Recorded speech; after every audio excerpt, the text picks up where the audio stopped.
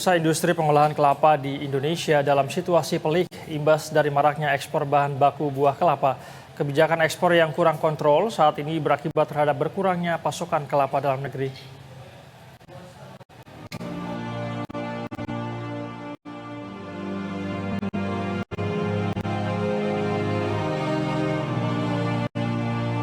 Maraknya ekspor memperparah pasokan kelapa dalam negeri yang saat ini juga tengah terguncang akibat panen yang menurun. Faktor panen kelapa dalam negeri menurun akibat kekeringan yang sempat terjadi beberapa waktu lalu.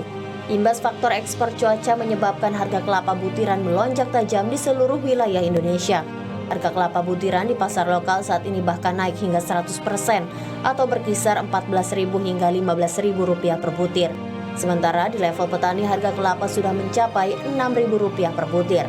Situasi ini pun membuat industri-industri pengolahan kelapa di tanah air tidak bisa melakukan produksi di angka maksimal karena tingginya harga. Mungkin sebagai tambahan bahwa harga kelapa ini melonjak di akhir Oktober. Sebelumnya mungkin belum mencapai ke 6.000, tapi karena kondisi panen dan juga tergerus ekspor, harga kelapa hampir 2 kali lipat naik untuk industri. Kelangkaan pasokan kelapa membuat industri pengolahan kelapa menurun yang antara lain berdampak pada produsen santan, tepung kelapa, konsentrat air kelapa, serta industri arang yang memproduksi briket dan karbon aktif, serta menyebabkan kerugian nilai ekonomi sebesar Rp4,3 triliun per tahun. Di sisi lain, pemerintah melonggarkan regulasi tata niaga bagi negara-negara pengimpor. Karena tidak ada jaminan harga kelapa tidak naik dan tidak ada jaminan panen dalam 3 bulan akan naik mendadak, nggak mungkin gitu.